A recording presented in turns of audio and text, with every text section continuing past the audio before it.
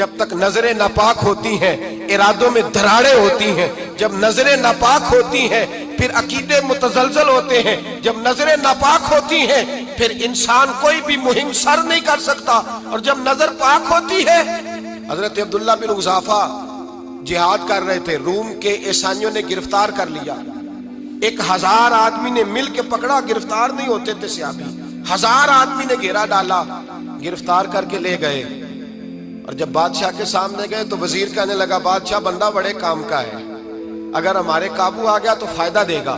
صحابی ہیں حضرت عبداللہ بن حذافہ، حضرت فاروق اعظم کا زمانہ ہے، اگر قابو آ گیا تو فائدہ دے گا۔ بادشاہ کہنے لگا کیوں، کیا خوبی ہے؟ کہنے لگے ہم 1000 آدمی تھے، یہ اکیلا قابو نہیں آ رہا تھا، 1000 آدمی تھے، اگر ہماری فوج میں شامل ہو گیا تو بہت بڑا جرنیل ملے گا۔ بادشاہ کہنے لگا کوئی مسئلہ نہیں، 2-3 چیزیں ہوتی ہیں بندے کو خریدنے کے لیے، خرید لیتے ہیں۔ بادشاہ کہنے لگا عبداللہ جتنی دولت تجھے چاہیے میں تجھے دے دیتا ہوں، میرے لشکر میں آ جا، معاذ اللہ اسلام چھوڑ دے۔ حضرت عبداللہ بن حذافہ کیا فرماتے ہیں بڑا تو بیوقوف ہے، میں نے دولت کمانی ہوتی تو مدینے میں بیٹھ کے تجارت کرتا، میں دولت کمانے نہیں نکلا، میں تو رسول اللہ کی رضا کمانے کے لیے نکلا ہوا ہوں۔ دولت کمانی ہوتی تو کسی مارکیٹ میں ہوتا، میدان میں آنا تھا، شہادت ہے مطلوب مقصود مومن، نہ مال غنیمت نہ کشور کشائی، یہ دولت تو لونڈی ہے رسول اللہ کے دروازے کی، یہ تو پیچھے پیچھے پھرتی ہے نبی پاک کے غلاموں، یہ کمانی ہوتی تو میں کسی مارکیٹ میں ہوتا، میدان میں تھوڑا ہوتا۔ عبداللہ بن حذافہ سے ایک دوسری چال چلی، کہنے لگے میاں عہدہ جو تجھے چاہیے، میں بادشاہ ہوں، میرے نیچے جو عہدہ تو کہے گا وہ تجھے مل جائے گا۔ حضرت عبداللہ بن حذافہ کہنے لگے شاید تجھے پتہ نہیں میری تعریف کیا ہے، شاید تو جانتا نہیں میری تعریف کیا ہے۔ کہا صاحب کی کیا تعریف ہے؟ کہنے لگے میں رسول اللہ کا صحابی ہوں، اور کائنات میں سب سے بڑا عہدہ مصطفیٰ کے صحابی ہونے کا عہدہ ہے۔ صحابہ وہ صحابہ تھے جن کی ہر صبح عید ہوتی تھی، خدا کا قرب حاصل تھا، نبی کی دید ہوتی تھی۔ فرمایا میں نے حضور کے جلوے دیکھے ہوئے ہیں، مجھے عہدے کی ضرورت ہی نہیں، اور میں نے عہدہ لینا ہوتا تو میں سیاست کرتا، میں تو شہادت لینے نکلا ہوں میدان میں، عہدے کا میں نے کیا کرنا ہے۔ اب بادشاہ کہنے لگا اسے قتل کر دو، وزیر کہنے لگا نہیں ایک بات اور ہے، مجھے ایک چال اور چلنے دو۔ کہا وہ کیا؟ کہنے لگے میری بیٹی بڑی خوبصورت ہے، مجھے موقع دو اپنی ہی بیٹی کو سجا بنا کے، وہ جوان جس کی جوانی اتنی بڑی ہے کہ 1000 آدمی مقابلے میں کھڑا نہیں ہوتا، اس جوان کے کمرے میں رات کی تنہائی میں بنا سوار کے بی بی کو بھیجا۔ وہ بی بی کہتی ہے میں ساری رات بن سور کے اس صحابی کے کمرے میں بیٹھی رہی، لیکن یہ کیا شخص تھا، ساری رات ہی مصلے پہ بیٹھا رہا، ساری رات ہی، کچھ دیر تھک جاتا تو یہ کریم رسول پہ درود پڑھنا شروع کر دیتا۔ بی بی کہتی ہے سحری ہو گئی تو میں نے چھو کے دیکھا کہ انسان ہے کہ جن ہے، یہ بندہ ہے کہ فرشتہ ہے، چھو کے دیکھا۔ کہنے لگے پیچھے ہٹ جا، میں نے کہا میں نے تو سنا تھا تو 1000 کے مقابلے میں ہے، اور تو اتنا بے حس ہے کہ بنی سوری دلہن بیٹھی ہے، تو نے نظر نہیں کی؟ عبداللہ بن حذافہ، بی بی کہتی ہے نظر پھر نہیں اٹھائی، نظر پھر جھکی ہوئی ہے۔ کہنے لگے بی بی میں مجبور ہوں، اب میرے اوپر کوئی حسن نہیں چلتا، میں نے جلوہ بددہا کا دیدار کیا ہوا ہے، اب میری نگاہوں میں جچتا نہیں کوئی، اس لیے کہ جیسے میرے سرکار ہے ایسا نہیں کوئی۔ کبھی بھی اب نہیں کسی کا میرے اوپر جادو چلتا، میں نے مصطفیٰ کو، اور کہا ذرا پیچھے ہٹ کے بیٹھ، مجھے میرے رسول نے غیر محرم سے بچنے کا حکم دیا ہے، ذرا پیچھے ہٹ کے بیٹھ۔ سحری کا وقت تھا، وہ بی بی کہتی ہے اس نوجوان کے جملے میرا سینہ چیر گئے، کلیجہ پھٹ گیا، چیخ نکلی، میں کفر کے عالم میں روئی۔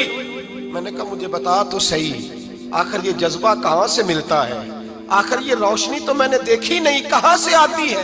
ایک میرا باپ ہے جو بنا سور کے مجھے تیرے کمرے میں چھوڑ گیا، بتلا یہ کہاں سے کیف آتے ہیں؟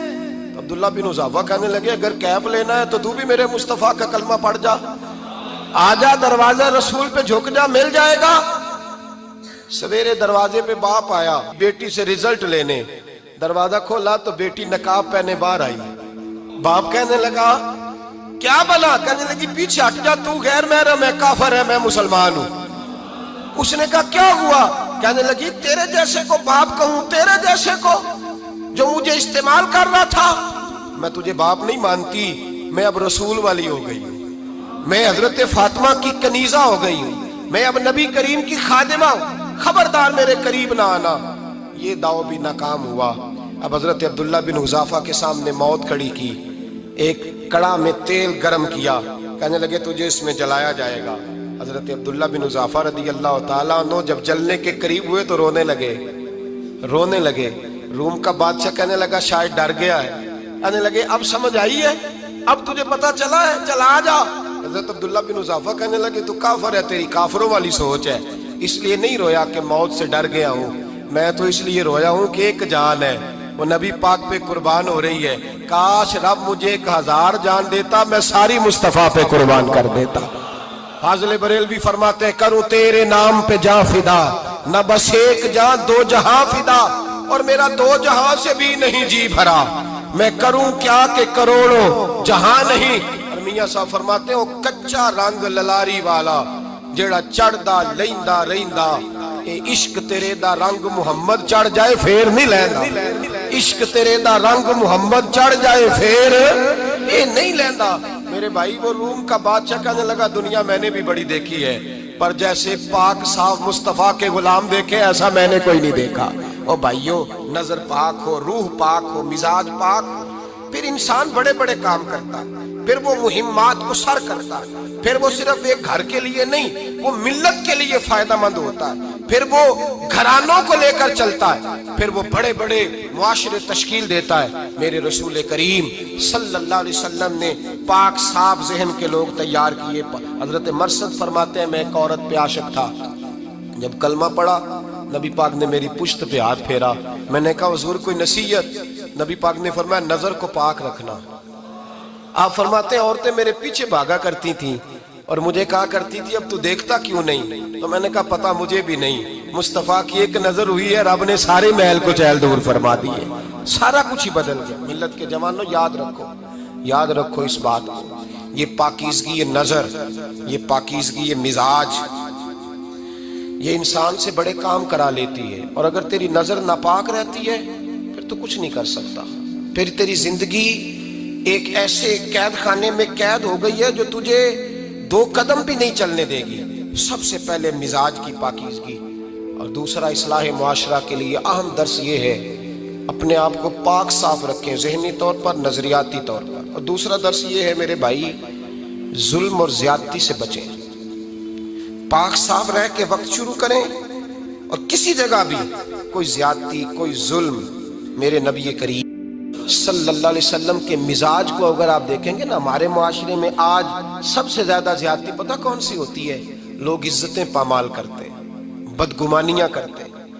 ابو جہل یہ کام کرتا تھا کہ وہ نبی پاک صلی اللہ علیہ وسلم پر، صحابہ پر معاذ اللہ شخصی اعتراضات کرتا تھا، شخصی۔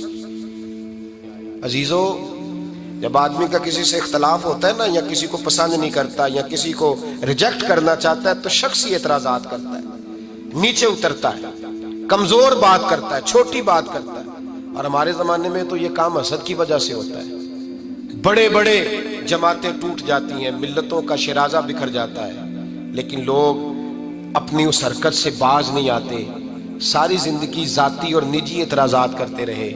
ابو جہل کے اندر ہزاروں عیب پائے جاتے تھے، شرابی بھی تھا، بدکار بھی تھا، بے حیا بھی تھا، ظالم بھی تھا۔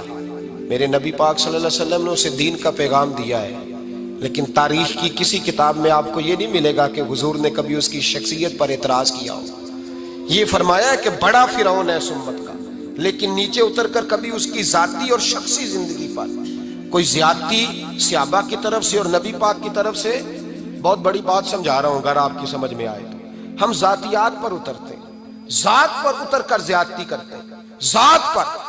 ہمارا اب ظلم نجی سطح سے شروع ہو رہا ہے اور پوری ملت کو لپیٹ میں لے رہا ہے، پوری ملت کو، چھوٹی چھوٹی زیادتیاں ہیں جو پورے معاشرے کو اپنی لپیٹ میں لیتی ہیں۔ میرے نبی کریم علیہ السلام نے جو دین ہمیں دیا ہے وہ خیر خواہی کا مذہب ہے، وہ بھلا کرنے کا مذہب ہے، وہ کام آنے کا مذہب ہے، وہ ظلم سے بچنے کا مذہب ہے۔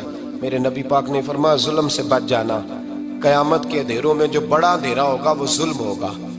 اصلاح معاشرہ کانفرنس کا پہلا سبق میں نے عرض کیا کہ نظر کو، ذہن کو، سوچ کو پاک رکھیں، اور دوسرا زندگی میں کبھی زیادتی نہ کریں۔ کبھی بھی اپنے مخالف پر بھی کبھی شخصی ذاتی اور نجی اعتراضات نہ کریں.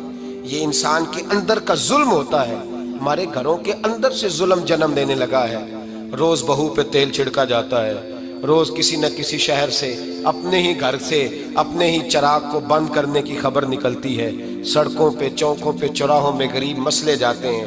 جس کے ہاتھ جہاں تک پہنچتے ہیں وہ وہاں تک معاذ اللہ زیادتی کر گزرتا ہے. اگر قوم ظلم سے بچنے لگے, زیادتی سے بچنے لگے, تکلیف دینے سے بچنے لگے تو معاشرہ سنور جائے گا. میرے رسول کریم علیہ السلام نے اپنے غلاموں سے پوچھا تھا, بتاؤ مفلس کون ہوتا ہے؟ کون ہے جس کے پاس کچھ نہیں ہوتا؟ صحابہ نے کہا یا رسول اللہ جس کے پاس پیسے نہ ہو.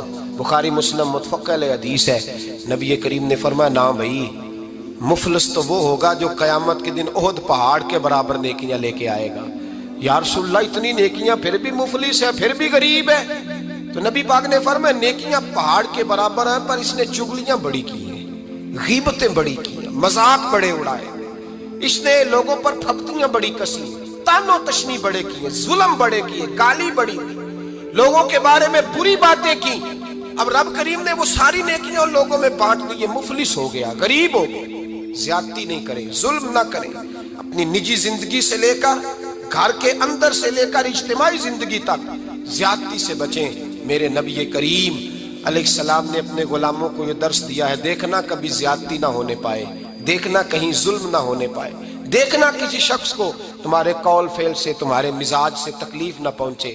میرے بھائیوں, حضرت وہب ابن منبہ علیہ رحمہ فرماتے ہیں کہ بنی اسرائیل کے اندر ایک بادشاہ محل بنانے جا رہا تھا.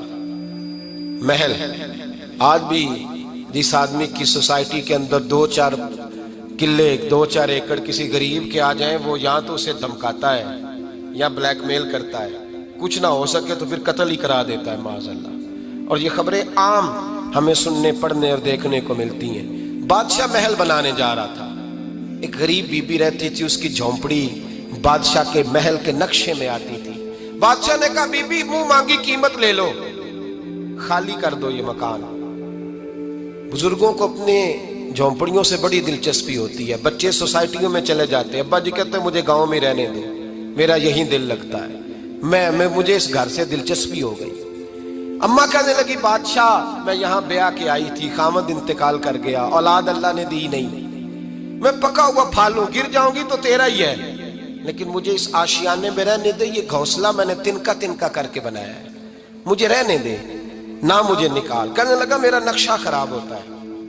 بی بی سارا دن مکان میں بیٹھی رہتی کہ میری جھونپڑی ٹوٹ نہ جائے, ظالم کی نظر میں آ گئی ہے, کہیں میرا یہ آرزوؤں کا محل چکنا چور نہ ہو جائے. سارا دن ڈیوٹی کرتی. بادشاہ نے بھی 2-4 سپاہی کھڑے کر دیے, جب گھر سے نکلے تو بلڈوز کر دینا, مکان کو گرا دینا. وہ خاتون کتنی دن بندہ بیٹھ سکتا ہے.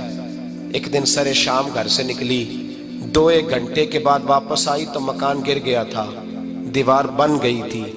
حضرت وہب ابن منبہ فرماتے ہیں بس اس نے دعا کی تو رب کریم نے وہ شہر سارا تباہ کر دیا. اس بی بی نے 2 جملے کہے تو الٹ پلٹ دیا وہ سارا شہر. میرے نبی کریم علیہ السلام نے فرمایا جب مظلوم کے ہاتھ دعا کے لیے اٹھتے ہیں تو عرش کا مالک آسمان سے کہتا ہے کھول دے سارے دروازے, اس کے بیچ کوئی پردہ نہیں رہنا چاہیے, آنے دے. مظلوم ہے, اس پر ظلم ہوا ہے. لوگ کہتے ہیں میں بے چین رہتا ہوں صاحب, مولانا صاحب پیر صاحب, وہ گھر کے کونے سے چیخنے کی آواز آتی ہے, کوئی دم مل جائے, کوئی تعویذ ہو جائے, کچھ ایسا ہو جائے کہ بچت ہو جائے, کوئی ایسی پھونک لگ جائے کہ آرام آ جائے. تو میں کہتا ہوں بھائی اگر بڑے دم کرانے سے بھی فرق نہیں پڑا, اگر بڑے تعویذ لینے سے بھی چیخیں بند نہیں ہوئی تو ذرا ٹٹول کے دیکھ لو, کہیں کسی یتیم کی آہیں ہی نہ دفن ہو وہاں, کہیں کسی غریب کا گوشت تو نہیں دبا لیا, کہیں کسی کو لوٹ کے تو دیوار نہیں بنا لی, کہیں کسی کا مکان پہ قبضہ کر کے تو نہیں بنایا. اگر لوٹ اور حرام کا مال ہو تو پھر چیخیں بند نہیں ہوتی, پھر سکون سے سویا نہیں جاتا, پھر وہاں آرام کی نیند نہیں آتی. حضرت وہب ابن منبہ فرماتے ہیں بی بی آئی اور آ کر کے اس نے جب دیکھا میرا گھر ٹوٹ گیا ہے, محل ٹوٹ گیا ہے, حالات بدل گئے ہیں, تو خاتون آتی ہے اور میرے بھائی دعا کی تو اس نے انداز ہی بدل کے رکھ دیے. مکان سے نکلی تو مکان ٹوٹ گیا, اور فرماتے ہیں واپس آئی تو ہاتھ پھیلا کے پتہ کیا کہتی ہے, کہتی اے اللہ میں تو موجود نہیں تھی، بتا تو کہاں گیا تھا؟ تو بھی موجود نہیں تھا، میں تو نہیں تھی، پر تو کہاں تھا؟ بس رب کریم نے حضرت جبریل کو حکم دیا، فرمایا یہ بستی الٹ دو، ساری تباہ کر دو، یہ لوگ نہیں رہنے چاہیے، جو ظلم تو سہتے ہیں بغاوت نہیں کرتے، نہیں رہنے چاہیے۔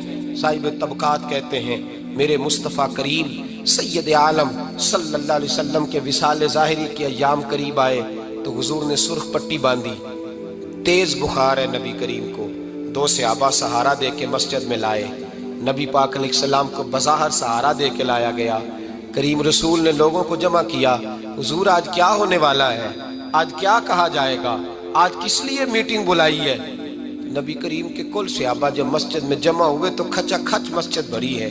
وصال ظاہری سے چند یوم پہلے کی بات، نبی پاک نے فرمایا آج تمہیں کوئی جہاد کی ترغیب نہیں دینی، آج کوئی نیا پیغام نہیں دینا، آج تمہیں بتانا ہے کہ رب نے اپنے بندے کو اختیار دیا ہے، چاہے تو دنیا میں رہے، چاہے تو اس کی بارگاہ میں حاضر ہو جائے۔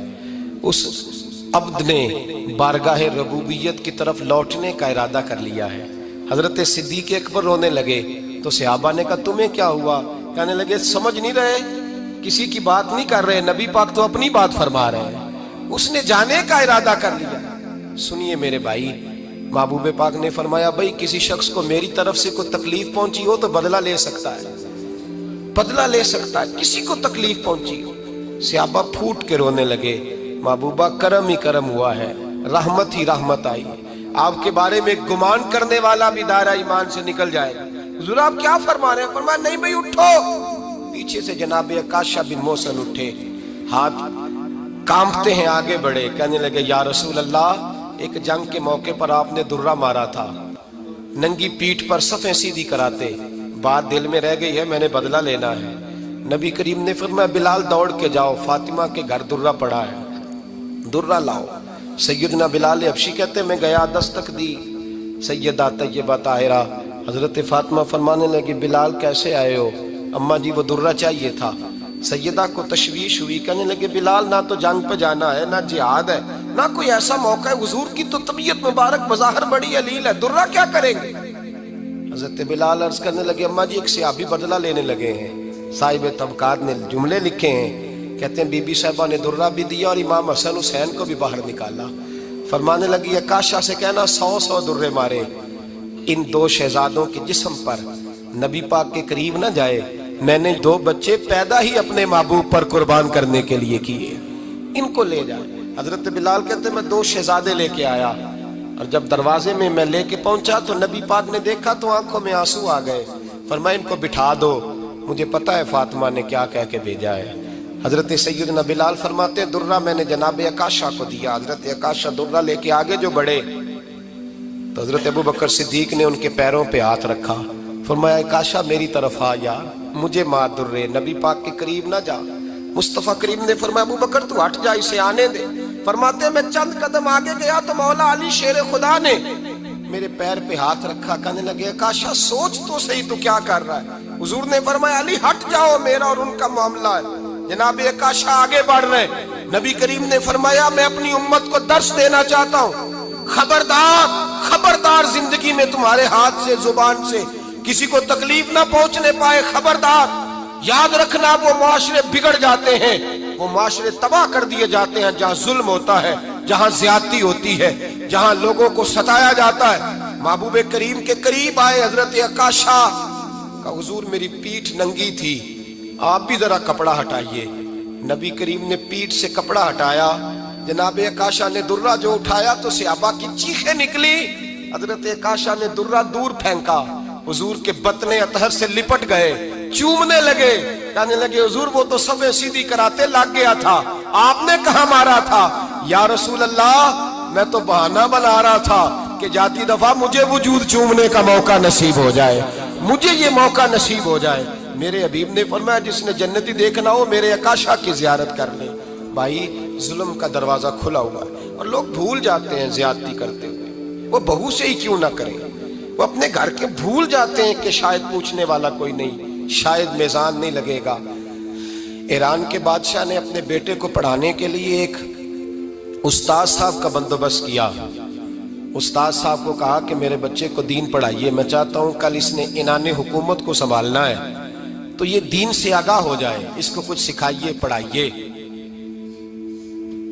بہت نیک بزرگ بڑے درویش عالم پڑھانے لگے، اسباق مکمل ہو گئے، دین کے اسباق قرآن مجید پڑھایا، احادیث طیبہ کا درس دیا، اصول فقہ سے روشناس کرایا۔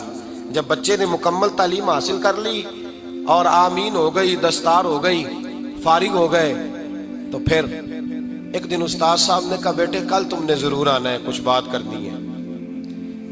شہزادہ گیا ملنے استاد صاحب سے، استاد صاحب نے کنڈی لگا لی، ہاتھ میں درہ پکڑ لیا، مار مار کے پورے وجود کو زخمی کر دیا، کوئی غلطی نہیں، کوئی بات نہیں، مارا۔